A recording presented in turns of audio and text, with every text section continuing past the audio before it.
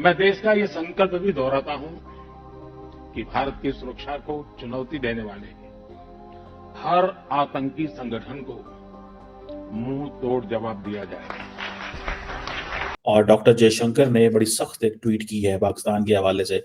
जारी बात है क्योंकि इंडिया का मौक़िफ़ ये है कि पाकिस्तान जो है उसने नॉन स्टेट एक्टर्स जिसमें लश्कर तैयबा जैसे जो मिलिटेंट्स हैं उनको भेजा और हमले करवाए। जो बेदोषे लोगों को मारा गया जिनका कोई कसूर नहीं था, जो 9 to 5 अपने बच्चों को पालने के लिए मजदूरियां करते फिरने से उनको ज़बह किया गया, मर्डर किया गया। तो जयशंकर ने उस हवाले से आज एक ट्वीट की है। उस ट्वीट में उन्होंने कहा है कि नेवर फॉरगेट नेवर फॉरगिव।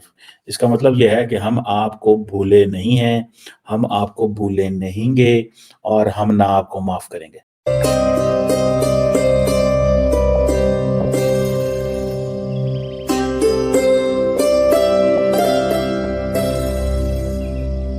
जिस तरीके से बॉम्बे ट्रेन स्टेशन के ऊपर लोगों को गोलियों का निशाना बनाते रहे वो लोग, जिस तरीके से होटल में गए थे सर, जिस तरीके से होटल में जी, और फिर उन्होंने वहां पे लोगों को, और पीछे से खासकर जो बंदा उनका हैंडलर था, और मैं बहसीत एक मुसलमान मैं वो भूल नहीं सकता, वो कहता था कि बाहर निकल के आग लगा दो, मार दो, तुम जन्नत के करीब पहुंच चुके। आरज़ू जन्नत इस तरह नहीं मिलती, जन्नत इस तरह नहीं मिलती। बल्कि इसके बारे में आपके देखने वालों से ये बात करना चाहूंगा। अगले दिन मुझे किसी ने ये एक चीज भेजी है, फिक्शनल है, ख्यालाती है, उसका अपनी सोच है, लेकिन मैं हैरान उसकी बात। हर धर्म, हर मजहब जो है वो मोक्षा का, निर्वाणा का, जन्नत का, स्वर्ग का कॉन्सेप्ट देता है। तो उस बंदे ने मुझे वो एक मीम भेजी, उसमें वो बंदा कह रहा है कि खुदा के पास जब जाते हैं हम पूछते हैं कि हमें भाई जन्नत दो, मैं तो बहुत सारी जिंदगी बहुत अच्छे काम किए। तो आगे से खुदा, भगवान, वाहे गुरु को कहता है कि मैंने तुम्हें जन्नत तो दी थी, वहां फूल थे, वहां पे शहद थे, खूबसूरत लोग थे, तुम्हारे दोस्त थे, गर्मी थी, सर्दी थी, तुम्हारा दिल करता था ठंडी चीजें पीने को, ठंडी पी लेते थे, गर्म पीने को दिल था, गर्म पी लेते थे, लेकिन तुम अपनी जन्नत को पहचान नहीं सके हो। इसमें मेरा क्या कसूर है? आज के दौर में अगर हम अपनी जन्नत को नहीं पहचान पा रहे आरज़ू, तो इसमें दुनिया क्या क्या कसूर है? आज मैं बड़ा दुखी हूं इस बात पे, आई एम वेरी शॉक्ड, क्योंकि आज पाकिस्तान फिर हार गया। पाकिस्तान अपने 77 ईयर्स में कई दफा हारा है, लेकिन आज फिर हार गया, आज फिर हार गया, और मैं उसको आई विटनेस कर रहा हूं। सबसे ज्यादा मेरे लिए जज्बाती ये है कि मेरी आंखों के सामने मेरा मुल्क जल रहा है और मैं उसके लिए कुछ भी नहीं कर पा रहा। ये एक बहुत बड़ी ट्रेजेडी कि दुनिया आपको अबैंडन नहीं करती, दुनिया आती है। आज भी जहां डी चौक पे जो डेथ चौक बन चुका है, वहां गोलियां चल रही हैं, शेल चल रहे हैं, लेकिन 75 लोग जो है बेलारूस से आके बमाए उनके सदर के, वो इस्लामाबाद बैठे हैं, जिनमें 43 उनके साथ वहां के बहुत बड़े बिजनेसमैन आए हैं जो पाकिस्तान में बिजनेस करना चाहते थे। उनका क्या कसूर है? उनको वापस भेज दें आप, उनसे माफी मांगे, बल्कि कि यार हमने तुम्हें गलत जगह पे बुला लिया, वापस चले जाओ, हम कारोबार के तो लायक नहीं।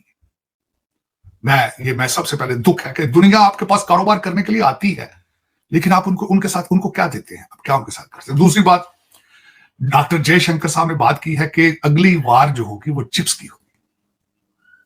अब वो ये नहीं बता सके कि आलू के चिप्स होंगे या कंप्यूटर के चिप्स होंगे, क्योंकि हम तो आलू के चिप्स भी नहीं बना सकते, आप चिप्सों की बात कर रहे हैं।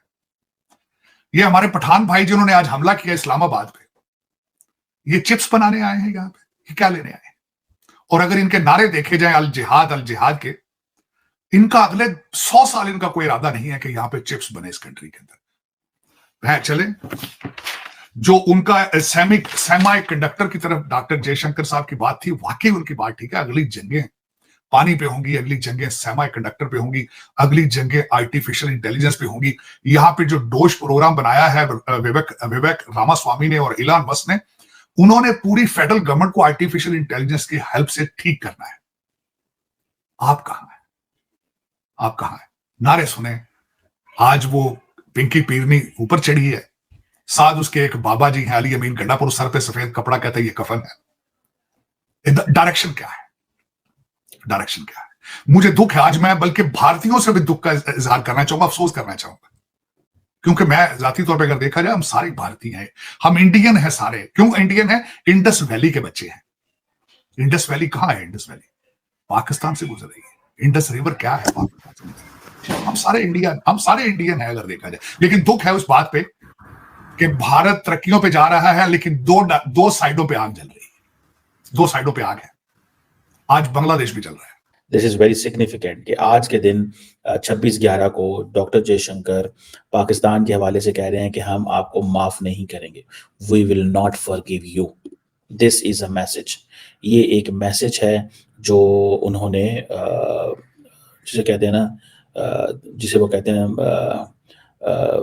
दिया है। बहरहाल आपको पता है 26/11 जो है उस हवाले से आज अगर पाकिस्तान में देखा जाए तो यहाँ पे तो एक तूफान बरपा है। इमरान खान की जो लोग हैं उन्होंने पाकिस्तान के इस्लामाबाद कैपिटल के ऊपर एक हुकूमत कहती है धावा बोल दिया है। वो कह रहे हैं कि हम इमरान खान को रिहा कराने आए हैं। 26/11 के हवाले से इंडिया का जो मौक़िफ़ है कि जी 166 लोग मारे गए, सिक्योरिटी पर्सनल थे, 26 एक फॉरेन नेशनल्स थे, 300 लोग जख्मी हो गए।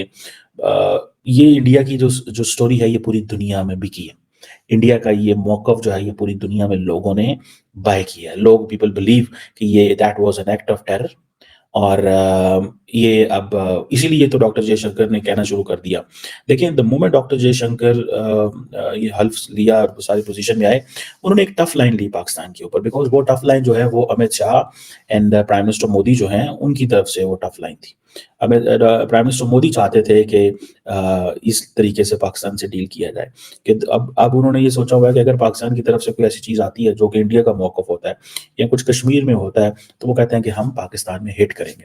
और ये सिचुएशन मजीद क्रिटिकल इसलिए हो जाती है कि जब इंडियंस कहते हैं हम हिट करेंगे और इंटरनेशनल कम्युनिटी कहती है यस ये आपका हक है। दोस्तों 26/11 मुंबई हमले वाले काले दिन को कोई नहीं भूल सकता।